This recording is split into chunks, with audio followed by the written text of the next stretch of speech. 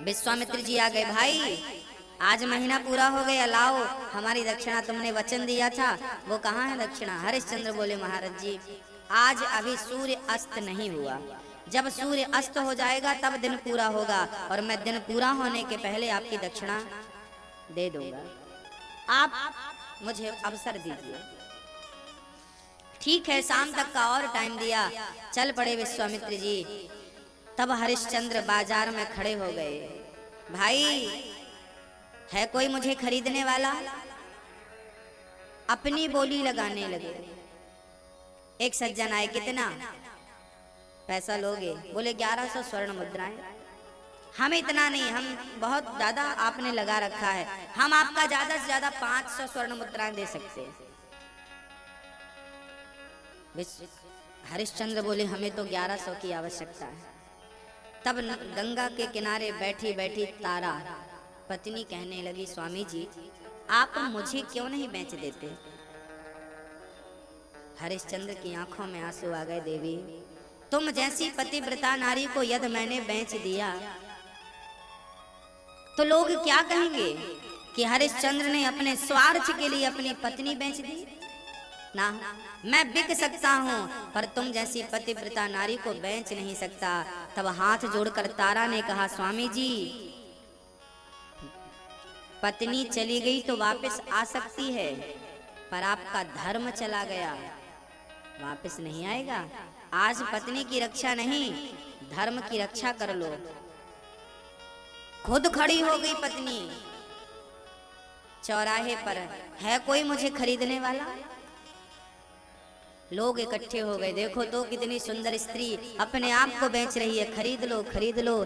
तभी एक पंडित जी लाठी लेकर आए, देवी क्या तुम हमारे साथ चलोगी? हमारे घर में हमारी पंडितानी बूढ़ी हो गई है, काम धाम कुछ होता नहीं है, तुम चलोगी हमारे साथ?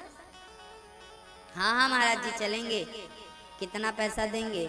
हम ज्यादा नहीं, तेरा 500 दे सकते हैं, 500 स्वर्ण मुद्राएं। ठीक है, 500 में बात पक्की हो गई। मुद्राएं पंडित जी ने दे दी, लेकिन कुएं से पानी भरना पड़ेगा, भट्टी में कोयला डालना पड़ेगा। हाँ ठंडी लगती है तो भट्टी है, हमारी पंडितानी बूढ़ी हो गई है,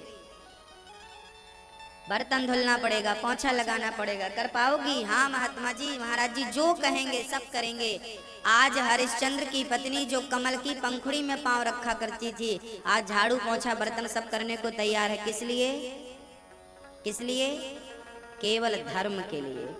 धर्मो रक्षति रक्षिता, जो धर्म की रक्षा करता है धर्म भी उसकी रक्षा करता है। हरिश्चंद्र ने स्वप्न में दान किया था, क्या जरूरत थी देने की, लेकिन ना दिया सो दिया, दे दिया सो दे दिया, कह दिया सो कह दिया।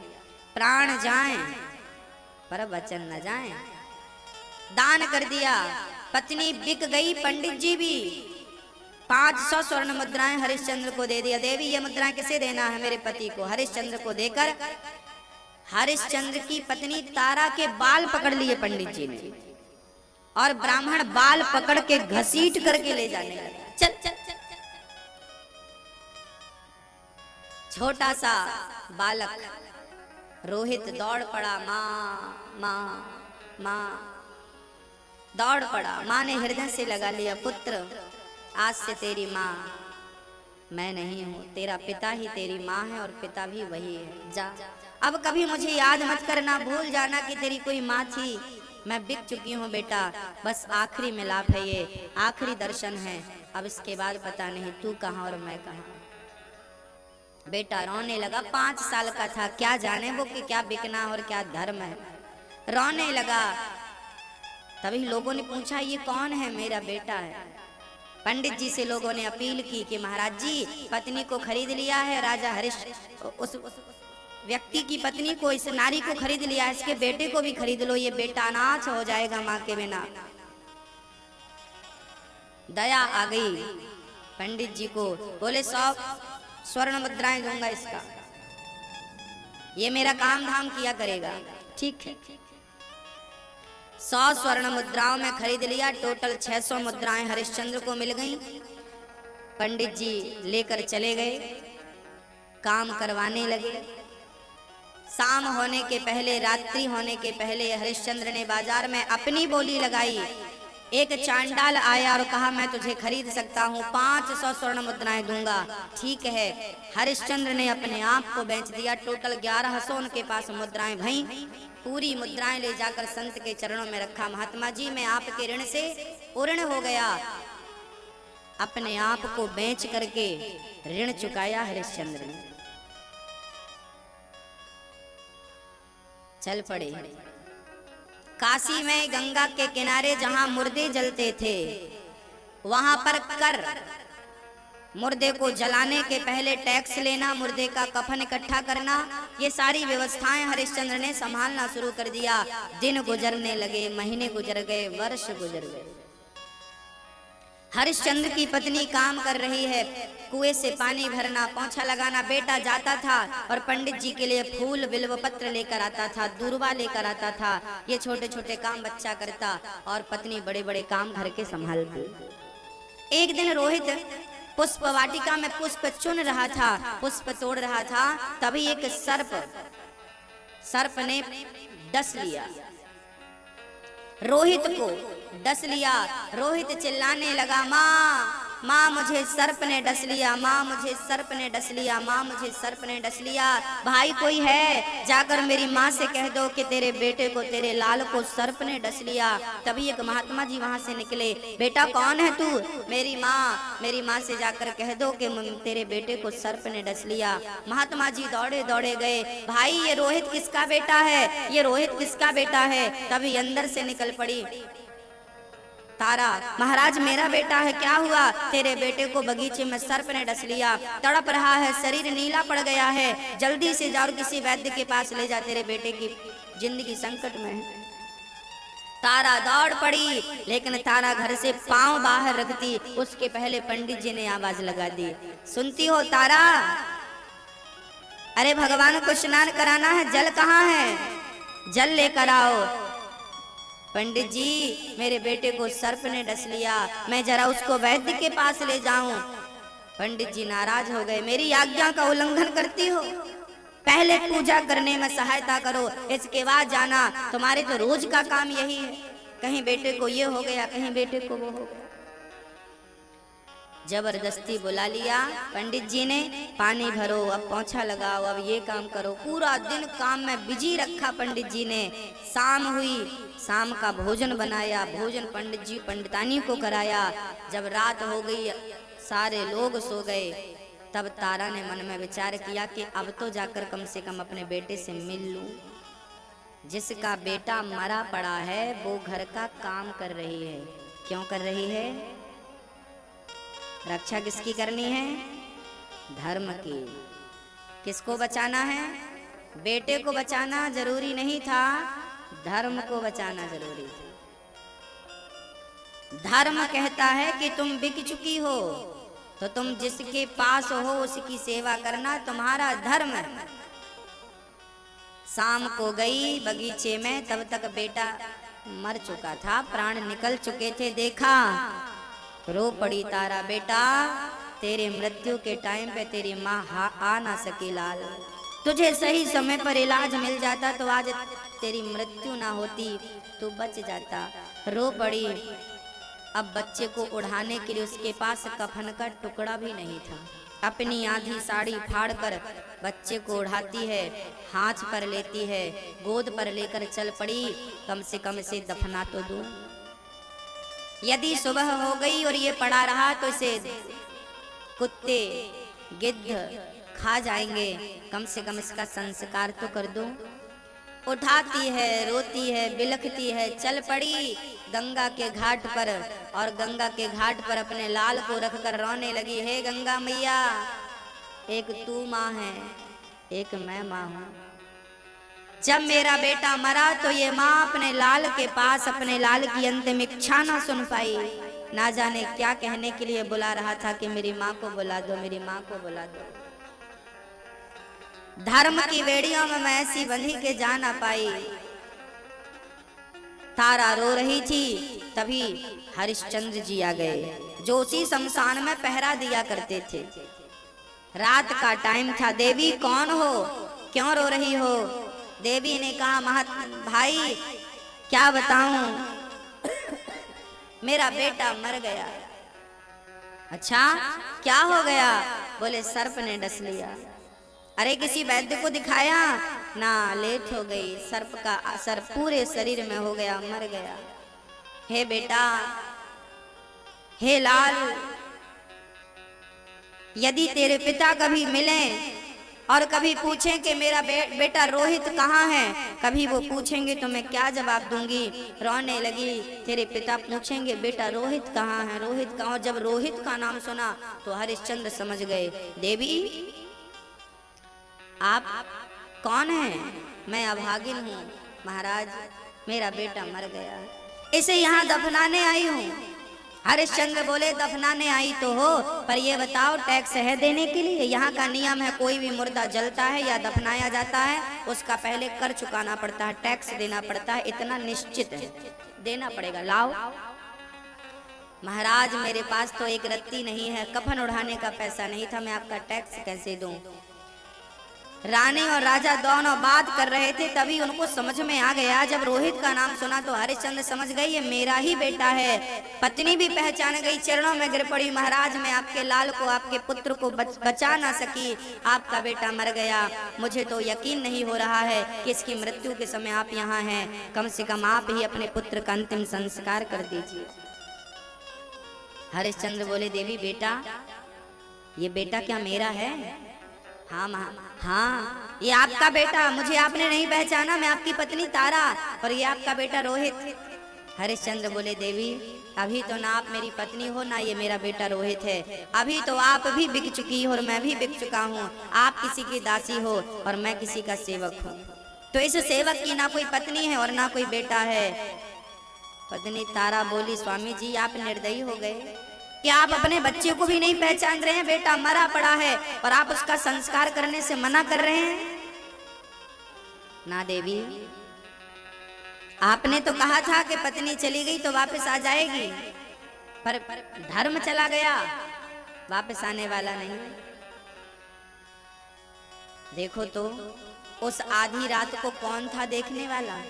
चाहे तो हरिश्चंद्र जी गड्ढा खोद के अपने बेटे का संस्कार कर सकते थे, लेकिन नहीं, हम इनका संस्कार बिना टैक्स लिए, जो नियम सबके लिए है वो आपके लिए भी, खुद के बेटे के लिए भी है। हरिश्चंद्र धर्मो रक्षति रक्षिता, धर्म कहते किसे हैं? यही है धर्म की विस्तृत परिभाषा, इसी का नाम है धर्म। तभी गांव के लोग दौड़े दौड़े आए, भाई पकड़ो पकड़ो। क्या हुआ? बोले, इस नारी ने हम गांव वालों की चोरी करी है और ये सोना चांदी इकट्ठा करके भाग रही है। तलवार दे दी हरिश्चंद्र के हाथ में, उनके मालिक ने, चांडाल ने, जाओ इस नारी का सिर काट दो। हरिश्चंद्र के हाथ में तलवार पकड़ाई, ये नारी इसने चोरी करी, उसी दिन रात में चोरी हुई गांव वालों के घर में, चोरी किसी और ने करी और आरोप लगा तारा के ऊपर, इसने चोरी करी और बेटा मर गया, ये बहाना करके भाग रही है, ये गांव से मरा नहीं है इसका बेटा। सारे लोग कह रहे हैं भाग रही है, पकड़ो। लोगों ने पकड़ करके मारना शुरू कर दिया, हरिश्चंद्र को तलवार पकड़ा दी, ये लो तलवार और इस नारी का सिर काट दो, इसने गांव में चोरी करी है, इसने पाप किया है। अब मालिक कह रहा है इसका सिर काटो। बेटा तो पहले ही मर चुका है, पत्नी खड़ी है, उसका भी सिर काटना है। हरिश्चंद्र ने एक पल की देरी लगाए बिना तलवार उठाई और अपने मालिक की आज्ञा का पालन किया, और जो तलवार उठाकर अपनी पत्नी का सिर काटना, अब भगवान से ना रहा गया, बहुत परीक्षा हो गई। अब भगवान प्रकट हो गए आंखों में आंसू लेकर, वाह हरिश्चंद्र धन्य है तू, बेटा चला गया, पत्नी भी चली जाए, खुद भी बिक गए, लेकिन तुमने अपने धर्म पर आंच नहीं आने दी। धर्मो रक्षति रक्षिता, जो धर्म की रक्षा करता है। भगवान के चरणों में हरिश्चंद्र पड़े, प्रभु आप, हाँ गले से लगा लिया भगवान ने। क्या आपको यकीन नहीं था प्रभु मेरी वाणी पर जो आप परीक्षा लेने आ गए? भगवान बोले हरिश्चंद्र मुझे तो यकीन था तेरे धर्म पर और तेरे वचन पर मैं दुनिया को बतलाता कि हरिश्चंद्र बड़ा दानी है तो कौन मानता। आज तूने साबित कर दिया कि तेरे जैसा कोई दानी नहीं है, तेरे जैसा कोई सत्यवादी नहीं। जब धर्म की रक्षा आप करेंगे तो धर्म ही आपकी रक्षा करेगा। अब आपको बतला दें कि जिस पंडित जी ने तारा को खरीदा था वो पंडित जी कौन थे, पता है आपको? हरिश्चंद्र को खरीदने वाला कोई था ही नहीं, पत्नी को खरीदने वाला कोई था ही नहीं। विश्वामित्र जी ही पंडित जी के रूप में और तारा को खरीदते हैं। बाल पकड़कर ले जा रहे हैं घसीट कर। इतनी निर्दयता इसलिए दिखा रहे हैं ताकि हरिश्चंद्र विचलित हो जाए, पर धन्य थे हरिश्चंद्र, विचलित नहीं हुए। बेटा मर गया, ये भी यमराज स्वयं सांप का रूप बनाकर बेटे को डसने आए। बेटा मर गया लेकिन फिर भी तुम विचलित नहीं हुए। तब भगवान की कृपा से पत्नी और उसका मरा हुआ बेटा जीवित हो गए। उनका राज्य उन्हें वापस करके भगवान कहते हैं तुम हजारों वर्षों तक राज्य करो, कोई इस राज्य पर आंख उठाकर देख नहीं सकता। राजा हरिश्चंद्र का नाम तब से आज तक गाया जाता है। जब आप धर्म के लिए चलेंगे ना तो कठिनाइयां तो आएंगी, परीक्षाएं तो आपको और हमको भी देनी पड़ेंगी, लेकिन कहीं अपने स्वार्थ के लिए हम असत्य के मार्ग में ना चले जाएं। इस बात का विशेष ध्यान हम सबको रखना चाहिए। हम अपने स्वार्थ के लिए अपना ईमान बेच देते हैं, अपने स्वार्थ के लिए इतना सा स्वार्थ हमारा सिद्ध हो जाए उसके लिए पूरा ईमान बेच देते हैं। भक्तों, यदि आप धर्म के साथ हैं तो मान लीजिए कि ईश्वर आपके साथ है, और आपने जिस दिन धर्म को छोड़ा उस दिन ईश्वर आपको छोड़ देगा। धर्म रक्षति रक्षिता, धर्म की रक्षा करना सीखो, धर्म के मार्ग पर चलना सीखो। और हमारा धर्म क्या है? सत्य बराबर तप नहीं, धर्म में न दूसर सत्य समाना, आगम निगम पुराण बखाना। सत्य से बढ़कर कुछ होता नहीं, इसलिए हमें कसम खानी चाहिए। ये नया वर्ष 2019 आज 2 तारीख हो गई, तो बताइए आज कसम खाएंगे कि आज के बाद हम कभी असत्य नहीं बोलेंगे। नए वर्ष में कुछ नया करना चाहिए, नया संकल्प करना चाहिए, अच्छे संकल्प के साथ जिंदगी की शुरुआत करनी चाहिए। सत्य, मनुष्य का धर्म क्या है? सौनक जी का पहला प्रश्न था। सूत जी का उत्तर, मनुष्य का धर्म है सत्य बोलना। शास्त्र तो बहुत हैं, पर शास्त्रों का सार क्या है? सार क्या है? बोले 4 वेद 6 शास्त्र में बात मिली है 2, दुख दीन है दुख होत है, सुख दीन है सुख होए। वेदों का सार है कि जैसा हमने किया है वैसा ही हमें प्राप्त होगा, ये सार है। अच्छा किया तो अच्छा होगा, बुरा किया बुरा होगा। एक सज्जन हमसे बोले महाराज जी हम सबका अच्छा करते हैं, सबके साथ अच्छा करते हैं, पर हमारे साथ बुरा होता है, क्यों? हमने कहा आप दुनिया से अपेक्षा क्यों रखते हैं कि लोग भी आपका अच्छा करें? हाँ, आप सबके साथ अच्छा करिए, पर ये उम्मीद मत रखिए दुनिया वालों से कि पलट के वो भी आपके साथ अच्छा करेंगे। फिर क्या करें? बोले जब आप सबके साथ अच्छा करेंगे तो फिर दुनिया वाले नहीं, भगवान आपके साथ अच्छा करेगा और वो कभी आपका बुरा नहीं होने देगा यदि आपने लोगों का अच्छा किया है। पर हम लोग ना कभी कभी अच्छा इसलिए छोड़ देते हैं क्योंकि हमने तो इनके साथ अच्छा किया पर इन्होंने हमारे साथ बुरा किया। कोई बात नहीं, आपका स्वभाव अच्छा करने का है तो आप अपना काम करिए, उनका स्वभाव जैसा है वैसा वो करेंगे। एक दुष्ट अपनी दुष्टता नहीं छोड़ता, तो क्या एक सज्जन को अपनी सज्जनता छोड़ देनी चाहिए? मैया जी, ओ मैया, एक बिच्छू थी, माघ का महीना था, नदी यमुना में गंगा जी की ठंडे जल में किनारे किनारे बह रही थी, पांव फिसल गया होगा, बह रही थी। एक महात्मा जी की नजर पड़ गई, उन्होंने उस बीछी को पकड़ा, सोचा कि बह रही है किनारे कर दूं। जैसे ही पकड़ा तो बीछी ने डंक मार दिया, फिर गिर गई, फिर बहने लगी। महात्मा जी ने फिर ट्राई किया, फिर पकड़ा, फिर डंक मारा, फिर गिर गई, फिर पकड़ा, बार बार वो डंक मारती गई। बाजू में कोई खड़ा बोल रहा था, भाई जब वो बार बार डंक मार रही है तो आप क्यों से पकड़ रहे हो? तब महात्मा जी ने कहा, ये बीछी होकर जब अपना धर्म नहीं छोड़ती डंक मारने का, तो मैं इंसान होकर अपना धर्म कैसे छोड़ दूं? इसे बचाने का जो धर्म मेरे पास है, इसे बचाना मेरा धर्म है, और डंक मारना इसका धर्म है। जब ये अपना धर्म नहीं छोड़ती तो क्या मुझे छोड़ना चाहिए?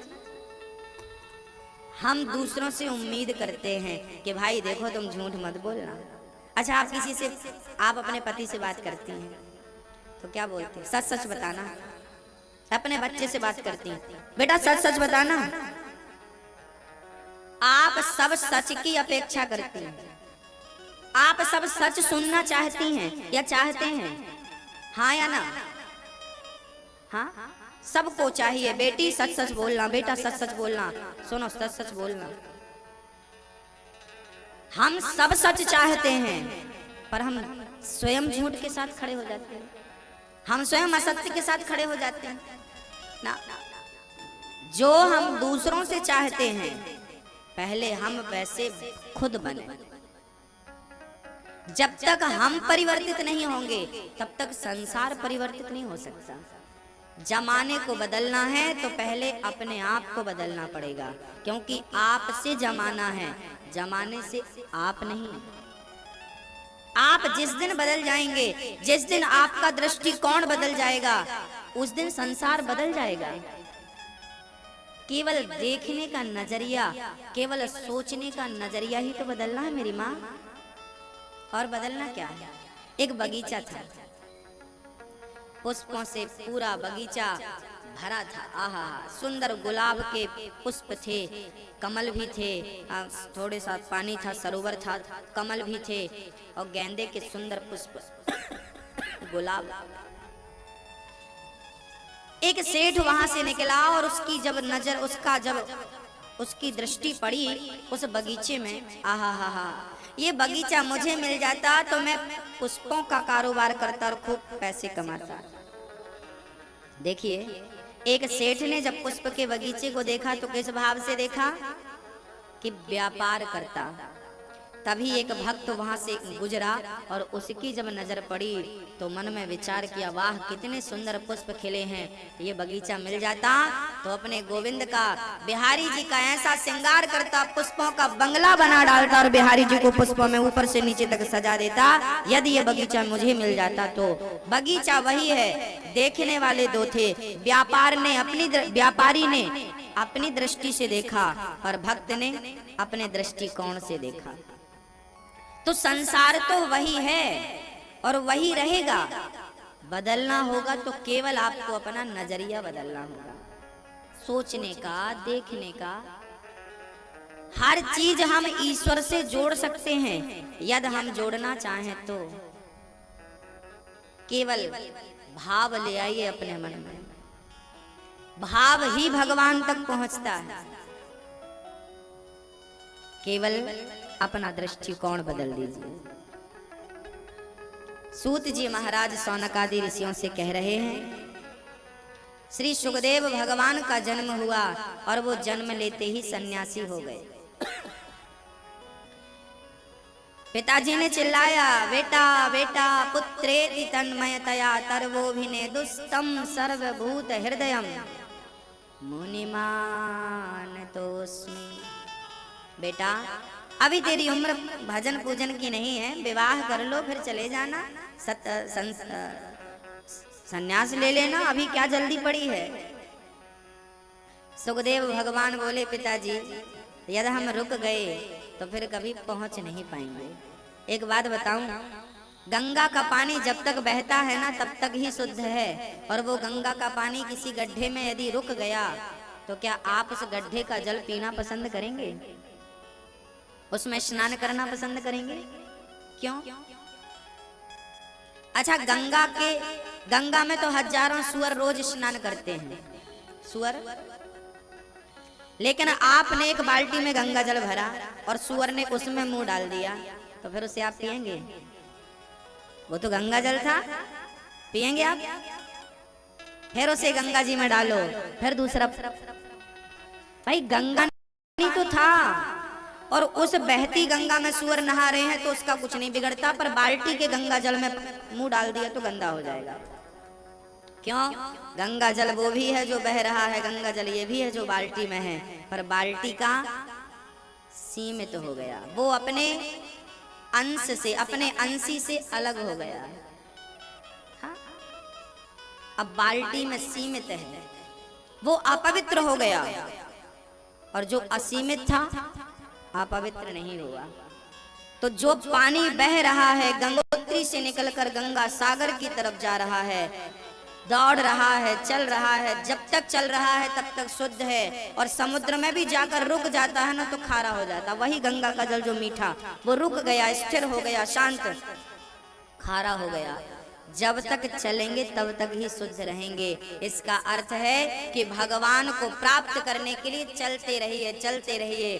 भोगों में, पुत्र पौत्रादि में यदि रुक गए तो अपवित्र हो जाएंगे। और हम तो कहते हैं कि रुकना तभी चाहिए जब परमात्मा के चरणार बिंदों की प्राप्ति हो जाए, निज धाम प्राप्त हो जाए, तब ये मानना चाहिए कि अब हमारी यात्रा पूर्ण हो गई। श्री सुखदेव भगवान कहते हैं मैं लौटने वाला नहीं हूँ। जंगल में चले गए, स्त्रियों ने देखा, व्यास जी को देखकर वस्त्र धारण कर लिए। व्यास जी ने कहा मेरा जवान बेटा गया, आपको लज्जा नहीं आई? और मैं निकल रहा हूँ तो मुझे देखकर लज्जित हो रही हो? तब उन देवांगनाओं ने कहा कि महात्मा जी, आपके पुत्र को यह भी नहीं पता कि स्त्री और पुरुष में भेद क्या है, आपको तो सब ज्ञात है। ब्रह्मा की बनाई सृष्टि में सुखदेव भगवान ऐसे थे जिन्होंने काम को और क्रोध को जीता था, और कोई नहीं, सब काम के गुलाम हो गए। सुखदेव भगवान बचे हैं। जिन्हें भगवान बचाता है वही बच पाते हैं, सीधी बात यह है। और जिन्हें नहीं बचाना चाहता, देवर्षि नारद जैसे उलझ गए। एक बार देवर्षि नारद जी का भी मन हो गया था कि हमारा भी विवाह हो, और विश्व मोहिनी के चक्कर में फंस भी गए थे। तो नारी से बच पाए, वो भगवान तक पहुंच पाए, और यहीं उलझ गया तो फिर भगवान तक तो जन्म जन्म तक पहुंच नहीं पाता। कीरत कंचन कामनी, ये 3 खतरा है जीवन में। क्या? बोले कीर्ति, यश। लोग अपने यश में फंस जाते हैं। यश, नाम कमाओ, नाम कमाओ, पैसा कमाओ, नाम कमाओ, कीर्ति, यश। कंचन मतलब सोना, और कामनी मतलब स्त्री। जो अपने यश से छूटा वो सोना चांदी लोभ में उलझ गया, जो लोभ से छूटा वो स्त्रियों में उलझ गया, और इन तीनों से जो छूट गया वो सीधा भगवान के चरणों तक पहुंच ही जाता है। हाँ, इनसे बच गया तो भगवान तक पहुंचेगा, और इनसे लग गया तो वहां तक पहुंचेगा ही कैसे, यहीं पूरा हो जाएगा। इसलिए ख्याल रखना चाहिए कि हम भोग ही ना भोगते रहें। भोग से भी आगे की दुनिया है, जो भक्ति की दुनिया है, प्रेम की दुनिया है। श्री सुखदेव भगवान समाधिस्थ हो गए, और उन्होंने सुखदेव भगवान राजा अपने पिताजी ने श्लोक याद कराया शिष्यों को, वरहा पीडम नटवर वपुः कर्णयो कर्णे। भगवान बड़े सुंदर। सुखदेव जी ने सुना तो पर कोई ध्यान नहीं दिया। जब भगवान की करुणा सुनाई पड़ी सुखदेव जी को, अहो बकीयम स्तन कालकोटम। भगवान केवल सुंदर हैं ऐसा नहीं है, भगवान जैसी करुणा किसके अंदर होगी। भगवान करुणा के अवतार हैं, साक्षात करुणा की प्रतिमूर्ति है ईश्वर। पूतना मारने आई, बताइए जहर भर के स्तनों में भगवान ने उसे तार दिया कि नहीं? जो जहर पिलाता है उसे भी तारने की सामर्थ्यता, सदगति देने की सामर्थ्यता यदि किसी की है तो मेरे गोविंद की। न जाने कौन से गुण पर दयानिधि रीझ जाते हैं, यही सदग्रंथ कहते हैं, यही हरिभक्त गाते हैं। श्री सुखदेव भगवान की भगवत्ता पर मोहित हो गए, उनके स्वभाव पर मोहित हो गए और आए व्यास जी से 18,000 श्लोकों की भागवत सीखी। और वही सुखदेव ने परीक्षित को भागवत सुनाई। तब कहा सूत जी ने, मैं भी वहीं था और मैंने भी वो कथा सुनी और आज वही कथा दास आप सभी को श्रवण करा रहा है। भागवत में भगवान के 24 अवतारों का वर्णन है। भगवान के कितने अवतार हुए हैं? 24। अच्छा, भगवान ने ये अवतार क्यों लिए? इसके पीछे कारण क्या है? कौन कौन से अवतार हैं? पहले तो आप ध्यान से सुनो। नारायण, नारद, हरि, कपिल देव, श्री राम, हंस, हयग्रीव, मोहिनी, दत्तात्रेय, नरसिंह, वामन, व्यास जी, ऋषभदेव, कौमारी, कौमार मतलब 4, सनक, सनंदन, सनातन, सनत कुमार, यज्ञ पुरुष, धनवंतरी, बुद्ध, कल की अवतार, पृथु राजा, बाराह, कृष्णचंद्र भगवान, परशुराम जी, मत्स्य, कमठ, ये 24 कच्छप, ये 24 अवतार भगवान के हैं। इतने अवतार हैं, इनमें से कुछ अवतारों का मैं वर्णन करता हूँ। भगवान एक बार कछुआ बन गए। जानते हैं कछुआ क्यों बने? क्योंकि जल में रहने वाले कछुए मन में सोच रहे थे कि भगवान तो मनुष्यों को ही मिलते होंगे, राम बनकर आ गए, कृष्ण बनकर आ गए, हमें कभी नहीं मिलेंगे, हम तो जलचर हैं, जल में रहते हैं, कभी हम पर कृपा होगी। तो भगवान को लगा इन्हें बुरा ना लगे, इसलिए भगवान ने उनके लिए अवतार धारण कर लिया और कच्छप के रूप में भगवान पहुंच गए। लो, मैं तुम्हारे लिए स्वयं इस रूप में आ गया, मुझे इस रूप में तुम देख लो। तो कुछ भक्तों ने एक बार मछली बोली कि भगवान क्या हमें प्राप्त हो सकते हैं? हम तो बहुत तुच्छ हैं, मछली हैं, हमें कौन भगवान मिले? तब भगवान बोले चिंता ना करो, हम भी मछली बन के आ रहे हैं तुम्हारी तरह, तुम हमसे स्नेह कर लो, तुम्हारा कल्याण हो जाएगा। तो भगवान मछली बनकर आए और कहा कि लो हमसे प्रेम कर लो। तो एक बार स्त्रियां कहने लगी, हमारी माताएं, कि भगवान तो पुरुषों को मिलते हैं, राम बनकर आए, कृष्ण बनकर आए, हमें तो मिलती नहीं है। तो ये माताएं शिकायत करने लगी कि भाई हमें कैसे मिलेंगे। तब भगवान नारायण ने मोहिनी का अवतार धारण किया और स्त्री बनकर कहा चलो इस रूप का ध्यान कर लो, तुम्हारा भी उद्धार हो जाएगा। स्त्रियों के रूप में भी परमात्मा उपलब्ध है। किसका दर्शन करें स्त्रियों में? इसलिए स्त्रियों में किसका दर्शन करना चाहिए? भगवान का दर्शन करना चाहिए। इसलिए मछली में किसका दर्शन करना चाहिए? भगवान का, क्योंकि मछली भगवान बन के गए ना, इसलिए कछुए में भगवान का दर्शन करना चाहिए। इसलिए बाराह, एक बार बाराह के रूप में भगवान, अब ये बाराह कहने लगे, ये बाराह जन कहने लगे कि भगवान हमें कैसे मिलेंगे। तब भगवान ने बाराह अवतार धारण किया कि चलो हम तुम्हें भी आसानी से मिल सकते हैं। भगवान कहते हैं तुम जहां हो वहीं रहकर हमें पुकारना, हम उसी रूप में तुम्हें दर्शन देने वहीं पहुंच जाएंगे, तुम्हें खोजने की जरूरत नहीं है, तुम्हें दर दर की ठोकर खाने की आवश्यकता बिल्कुल नहीं है।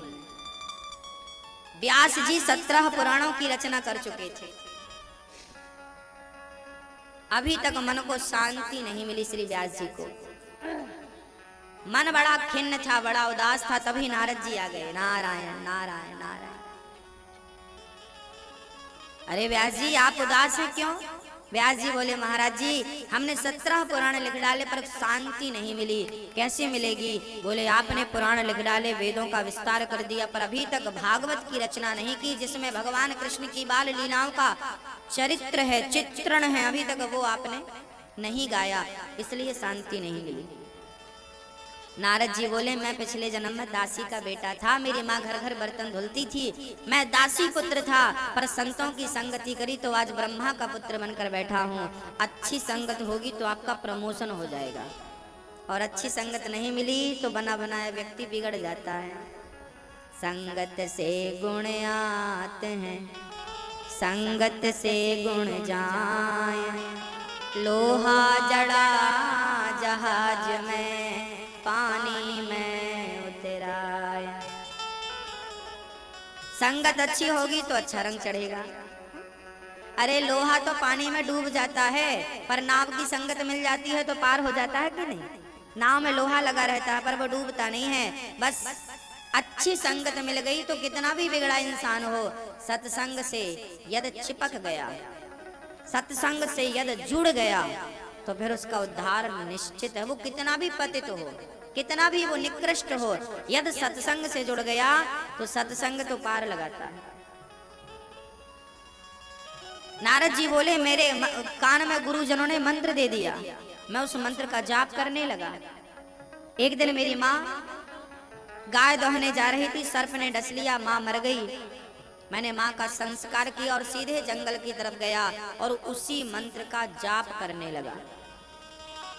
जाप करते करते मुझे इतनी शक्ति मिली, इतनी शक्ति मिली कि भगवान मन में प्रकट हो गए और मैं नित्य अपने हृदय में भगवान का दर्शन करने लगा। और जब मुझसे ये शरीर छूटा तो अगले जन्म में भगवान की भक्ति के प्रभाव से मैं ब्रह्मा का बेटा बन के जन्म लिया और आज भगवान का नित्य दर्शन करता हूँ। ये मेरे पिछले जन्म की भक्ति का प्रभाव है। यदि भक्ति करेंगे तो हमें मिलेगा। अच्छा, धन कमाने के लिए भी मेहनत करनी पड़ती है ना, बिना मेहनत के तो धन नहीं मिलता। यदि धन के लिए आपको लगना पड़ता है, पूरा 8-8 घंटे की ड्यूटी है, किसके लिए? धन के लिए। यदि धन के लिए 8-8 घंटे खपाने पड़ते हैं तो क्या भगवान यूं ही मिल जाएगा? उसके लिए भी तो टाइम चाहिए, उसका भी तो भजन चाहिए। अरे मेहनत करने से धन मिलता है तो भक्ति करने से भी भगवान मिलता है। कोई करके तो देखे। अब करते नहीं और बस शिकायत है, मिलते नहीं मिलते नहीं। कैसे मिलेंगे भैया? भगवान को पाने का कहो तो मैं एक उपाय बता दूं। आप में से किस किस को बताऊं? जिसको बताऊं बस वही हाथ उठाएंगे। हाँ, बतला दूं। भगवान को पाने का इस कलयुग में एक ही उपाय है। क्या? बोले, कलयुग केवल नाम आधारा, सुमर सुमर नर उतरहि पारा। क्या करना है हमें? एक ही नाम जपना है, श्री राम जय राम जय जय राम, श्री राम जय राम जय जय राम, श्री राम जय राम जय जय राम, श्री राम जय राम जय जय राम, श्री राम जय राम जय जय राम, श्री राम जय राम जय जय राम, श्री राम जय राम जय जय राम, श्री राम जय राम जय जय राम।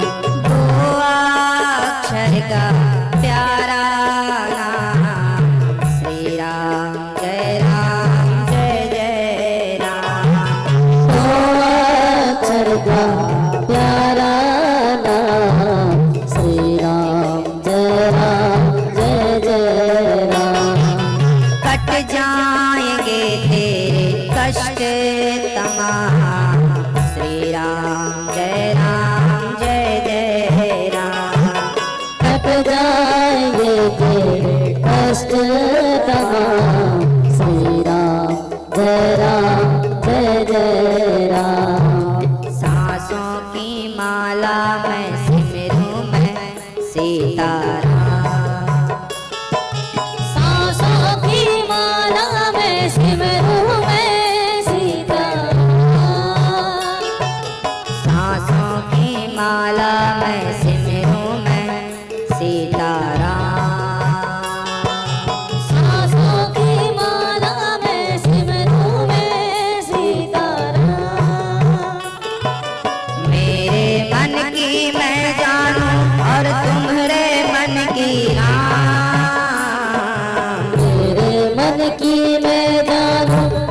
तुम्हारे मन की राह। मेरे मन की मैं जानूं और तुम्हारे मन की राह। मेरे मन की मैं जानूं और तुम्हारे मन की राह।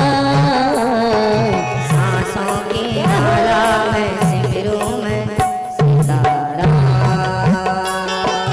सांसों की माला में सिमरूं मैं सीताराम। चलते रहो, फिरते रहो, काम बराबर करो, लेकिन याद रहे कि भगवान का नाम ना छूटे। पत्नी के साथ हो, पति के साथ हो, बच्चों के साथ हो, परिवार के किसी भी सदस्य के साथ नियम बनाओ कि आधा घंटा 1 घंटा बैठकर और भगवान नाम संकीर्तन करेंगे। यही है भगवान तक पहुंचने का एक मार्ग। मैं कह रहा हूँ, ये दास कह रहा, तुलसीदास जी ने यही मार्ग बतलाया है। भाई तुम केवल नाम जपो भगवान का। यदि नाम जपोगे तो प्राप्त हो जाएंगे, तुम्हारी भक्ति अपने आप बढ़ जाएगी। ना प्रेम है ना भक्ति है, क्यों नहीं है? क्योंकि नाम नहीं है। उस नाम से तो प्रेम हो पहले। जब तक नाम से प्रेम नहीं होगा, जब तक नाम का जाप नहीं होगा, तब तक परमात्मा की छवि अंतःकरण में प्रकट हो ही नहीं सकती। आप आंख बंद करते हैं, जमाना दिखाई पड़ता है, दुनिया पंचायत नजर आती है। क्यों? भगवान नजर नहीं आता? क्योंकि अभी तक मन एकाग्र नहीं हुआ, और मन को एकाग्र करना है तो भगवान का नाम जपना पड़ेगा। नियम बना लो, जैसे समय निकाल कर आप लोग भोजन कर लेते हैं, जैसे समय निकाल कर आप लोग पानी पी लेते हैं, ऐसे समय निकाल कर भगवान का नाम जरूर जपेंगे। कसम खाइए, संकल्प लीजिए, आधा घंटा केवल एक ही काम। श्री राम जय राम जय जय राम। श्री राम जय राम जय जय राम। श्री राम जय राम जय जय राम। श्री राम जय राम जय जय राम। काम कोई मत छोड़िए। काम करते हुए हरिश्चंद्र की पत्नी कुएं से पानी भर रही थी, पोंछा लगा रही थी, अभी आपने सुना। लेकिन किससे जुड़ी थी? धर्म से जुड़ी थी। भक्ति करने के लिए काम नहीं छोड़ना पड़ता कि अब हम माला ही जपें, बस राम राम जपें, बस राम राम यही पूजा है ना। ये तो पाखंड हो जाएगा। जहां हो वो काम करो, लेकिन वो काम करते समय अपने मन को भगवान के चरणों में लगाओ, क्योंकि संसार में लगाने के लिए शरीर दे रखा है परमात्मा ने। संसार में लगाने के लिए क्या है? शरीर है, और भगवान में लगाने के लिए मन है।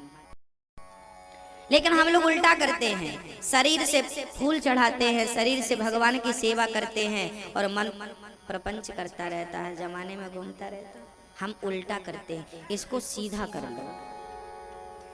घर का पूरा काम करो, पति की आज्ञा, पुत्र की सेवा, सास ससुर की सेवा, वृद्धों की, काम पूरा, पर काम को ही भक्ति मानकर यही मेरी भक्ति है, यही मेरी पूजा है।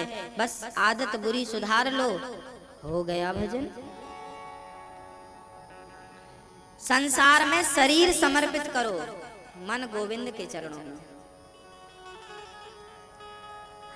भक्तों, एक बात याद रखिएगा, ईश्वर ने आपको आंखें 2 दे रखी हैं, हाथ भी 2 दे रखे हैं, पांव भी कितने हैं? आपके शरीर में बहुत सारी चीजें 2-2 हैं, लेकिन एक जो दिल है ना हमारा, वो एक ही है। चाहते तो भगवान 2 दे देते, एक इस तरफ बैठा देते, लेफ्ट में तो है ही, राइट में भी बिठा देते। दिल एक दिया है ईश्वर ने, आंख 2 दी है, पांव 2 दिए, हाथ 2 दिए। मानो भगवान कहना चाहते हैं कि एक आंख से संसार को देखो और दूसरी आंख से मुझे देखो, इसलिए मैंने 2 आंखें दे रखी हैं। एक हाथ से संसार को पकड़ो और दूसरे हाथ से अपने भगवान को पकड़ो। संसार और भगवान संसार छूटे तो छूट जाए, पर भगवान के पांव ना छूटे, चरण ना छूटे। अच्छा, ईश्वर ने एक चीज और दे रखी है एक्स्ट्रा। दिल तो दे रखा है, लेकिन साथ में एक चीज और दे रखी है परमात्मा ने, जिसका नाम है दिमाग। दिमाग है ना आपके पास? दिमाग है तो ये क्यों दे रखा है, जरा सुनिएगा। संसार की बातें और संसार को कहां रखना चाहिए? बोले संसार को दिमाग में रखना चाहिए, और भगवान की कथा और भगवान को कहां रखना चाहिए? दिल में रखना चाहिए। पर हम उल्टा करते हैं। एक पत्नी हमारे पास आई, महाराज जी सास ने हमें गाली दी है। हमने कहा अच्छा, हमने कहा भूल जा। बोले कैसे भूल जाए, दिल में लग गई। आपने देखा होगा कभी कभी आपको गालियां कहाँ लगती हैं? दिल में लगती हैं। एक पत्नी ने अपने पति से कहा सुनो जरा घी खत्म हो गया है बाजार से, जरा 1 किलो घी ले आना और साथ में गुड़ ले आना 1 किलो। हाँ हाँ हाँ हाँ मैं ले आऊंगा। शाम को पति आया, सख्त वो घी लाए, गुड़ लाए। ओ तेरी बात दिमाग से निकल गई। कहां से निकल गई? कभी कभी आप बोलते हैं ना दिमाग से निकल गई। दिमाग में होगी तो निकल जाएगी, पर दिल में होगी तो कभी नहीं निकलेगी। इसलिए संसार को, परिवार को दिमाग में रखना चाहिए और भगवान को अपने दिल में रखना चाहिए। संसार का हर काम दिमाग से करो, लेकिन भक्ति, सत्संग और कीर्तन दिल से करो। यहां दिमाग मत लगाओ, यहां दिमाग लगाओगे तो नुकसान होगा। यहां दिमाग नहीं लगाना, यहां पे दिल लगाना। और संसार में क्या लगाना है? वहां दिमाग लगाओ, क्योंकि वहां दिमाग से चलता सब चीज। दिल किसके लिए? केवल श्री कृष्ण के लिए। तो आप बहुत हल्के महसूस करेंगे, बहुत आपको शांति मिलेगी। ये बात जब आप जीवन में धारण कर लेंगे कि संसार के लिए, और वास्तविक में आपने देखा होगा शरीर का संबंध संसार से होता है। आपका बेटा आपके शरीर को पहचानता है कि नहीं?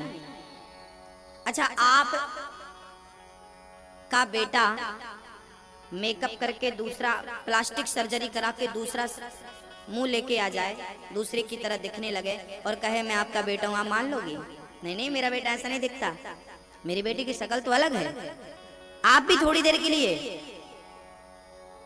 बस ऐसे ही है। संसार के लोगों का संबंध शरीर से होता है, जबकि भगवान का और भक्त का संबंध शरीर से नहीं, वो तो दिल का संबंध है, प्रेम है, भाव है। ये तो मन का सब्जेक्ट है।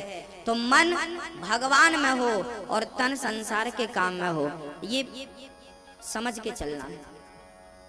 दिल कहाँ और दिमाग कहाँ? एक हाथ संसार के लिए, दूसरा हाथ भगवान के लिए। एक आंख से जमाने को देखो, पर जमाने को देखने में इतने बिजी मत हो जाना कि गोविंद को देखना छोड़ दो। एक आंख से जमाने को, दूसरे आंख से मेरे श्री कृष्ण को। एक पांव से संसार के लिए चलो तो दूसरा पांव सत्संग की ओर भी बढ़ाया करो। केवल धन कमाने के लिए पांव आगे ना बढ़ें, केवल संसार के पद प्रतिष्ठा के लिए पांव आगे ना बढ़ें। ये पांव कभी सत्संग के लिए भी बढ़ें, कभी अच्छे काम के लिए भी बढ़ें। ये हाथ केवल पैसे कमाने के लिए ही ना बढ़ें, ये हाथ कभी देने के लिए, दीन दुखियों के लिए, कभी लोगों की आंखों के आंसू पहुंचने के लिए भी बढ़ें। तब तो इन हाथों का, इन पांव का होना सफल है। जिसके लिए ईश्वर ने जो दिया उसको वहां लगाओगे तो जीवन में कभी तकलीफ नहीं होगी, कभी कष्ट नहीं होगा। कष्ट तो तब आता है जब हम कहीं की चीज कहीं फिट करते हैं। भक्तों, श्री सुखदेव भगवान व्यास जी ने अब भागवत की रचना करी, और भागवत की रचना महाभारत के युद्ध से करी। महाभारत का युद्ध हुआ, 99 कौरव मारे गए। दुर्योधन भी मृत्यु की सैया में पड़ा है। एक बार मृत्यु आ जाती, मौत नहीं आई। मित्र दुर्योधन का अश्वत्थामा आ गया। मित्र तुझे क्या चाहिए? क्या मैं किसी वैद्य को बुलाकर तेरा इलाज करा दूं? ना ना मित्र, मेरा एक ही इलाज है, मैं पांडवों को मरा हुआ देखना चाहता हूं। जिसकी बुद्धि में बदले की भावना समा गई वो फिर बहुत दूर हो जाए। ये कहता हूं कि सब चीजें आप ही मत कर लिया करो। मैं बदला, मुझे गाली दी मैं भी दूंगा, मैं बदला लूंगा, मैं देखता हूं तुम्हें, सब आप कर लोगे, कोई बात नहीं। किसी ने आपको गाली दी है, किसी ने आप पर अटैक किया है, आपको मारा है, कोई बात नहीं, भगवान पर छोड़ो। उसने आपके साथ जो किया है छोड़ो आप, अब उसको भगवान देखेगा। सब आप कर लोगे, यदि सब आप ही कर लोगे तो भगवान क्या करेगा? यदि सब आप कर रहे हैं ना, तो इसका अर्थ यह है कि आपको भगवान पर भरोसा बिल्कुल नहीं है। और यदि भरोसा है तो आप सब चीज छोड़ दो। कन्हैया, फलाने ने मुझे गाली दी है, हमने बदले में उसे गाली नहीं दी, हम आपकी श्री भक्ति करना चाहते हैं, हमें क्या करना, लोग हमारे बारे में क्या सोचते हैं। जब आप अच्छा करेंगे सबके बारे में, आप जब भगवान की भक्ति और विश्वास करेंगे तो फिर भगवान देखेगा कि अच्छा मेरे भक्त पर इसने उंगली उठाई। इसका नवमें स्कंद में इसकी चर्चा है। अम्बरीश नाम के एक राजा थे। अम्बरीशो महाभागः सप्तद्वीपवती मही। अम्बरीश नाम के एक राजा थे। वो एकादशी का व्रत किया करते थे। इतना बड़ा राजा था जिसके सोने के महल बने थे, पूरी दुनिया का राजा था। अम्बरीश राजा थे। सप्तद्वीप, सातवां द्वीप में जिसकी हुकूमत चलती थी, ऐसे राजा। जानते हैं, पत्तल पे भोजन किया करते थे, जमीन में सोया करते थे, घास का बिस्तर लगाकर इतना बड़ा राजा इतना साधारण जीवन जिया करता था। और एकादशी का व्रत बहुत प्रेम से किया करते थे। एक दिन वो एकादशी का व्रत कर ही रहे थे। द्वादशी को वो अपने हाथ से गेहूं पीस करके आटा की बढ़िया सी रोटी बनाई और रोटी बनाकर भगवान को भोग लगा दी। भोग लगा दी भगवान को। अपने हाथ से गेहूं पीसते थे, अपने हाथ से भगवान की सेवा करते थे। अच्छा, भगवान की सेवा के लिए ना नौकर चाकर नहीं रखने चाहिए। भगवान की सेवा के लिए खुद करो भगवान की सेवा। भगवान की सेवा किसी से क्या कराना, स्वयं करो ना। प्रेम है तो खुद करना चाहिए, किसी के भरोसे नहीं कि तुम कर लेना, तुम कर लेना। एक दिन भगवान प्रकट हो गए। अम्बरीश चक्की चला रहे थे, गेहूं पीस रहे थे, तभी भगवान प्रकट होकर और अम्बरीश को अपने पीतांबर से हवा करने लगे। अम्बरीश ने देखा कि मुझे कोई हवा कर रहा है। अम्बरीश ने पलट कर देखा तो साक्षात नारायण खड़े थे और अम्बरीश को हवा कर रहे थे। प्रभु आप? हाँ, तेरी गर्मी मुझसे देखी नहीं गई। तू इतना प्रेम करता है, इतनी सेवा करता है कि आज मेरा भी दिल करता है कि आज मैं तेरी सेवा में लग जाऊं और मैं स्वयं तुझे आज पंखा झलकाने आ गया। ये भागवत में लिखा है कि भगवान अम्बरीश की सेवा करते। अम्बरीशो महाभागा सप्तद्वीपवती मही। सातवां द्वीप का राजा था। आपके पास कितनी संपत्ति होगी? लाख, 2 लाख, करोड़, 2 करोड़, 10 करोड़, पर वो पूरे भारत का राजा था अम्बरीश। पूरी भारत का नहीं, जितने देश हैं, जितने उस समय जागरूक थे, सबके राजा थे। भगवान बोले, राजन मैं तेरी सेवा से, तूने एकादशी का व्रत, अच्छा जो एकादशी का व्रत करता है ना, भगवान उसके गुलाम हो जाते हैं। इसलिए एकादशी अनिवार्य है। भगवान ने अपना सुदर्शन नियुक्त कर दिया कि आज से आपकी सेवा में मेरा सुदर्शन नियुक्त ये करेगा। एक दिन द्वादशी को अम्बरीश जी ब्राह्मणों को भोजन करा के व्रत का पारण करने, एकादशी का नियम है द्वादशी को व्रत तोड़ देना चाहिए, त्रयोदशी लगने के पूर्व पहले। तो अम्बरीश आज ब्राह्मणों को भोजन करा के और एकादशी को पूरा करने जा रहे थे, तभी दुर्वासा जी का आगमन हो गया। दुर्वासा जी से कहा महाराज आप भोजन कर लीजिए, मैं स्नान करके आऊं। दुर्वासा जी को स्नान करने में देर लग गई। तब तक अम्बरीश ने देखा कि त्रयोदशी लगने वाली है, तो चरणामृत पीकर व्रत को तोड़ दिया। तब तक दुर्वासा जी आए, अच्छा मुझे खिलाए बिना तूने ग्रहण कर लिया। जल उठाकर अपनी जटा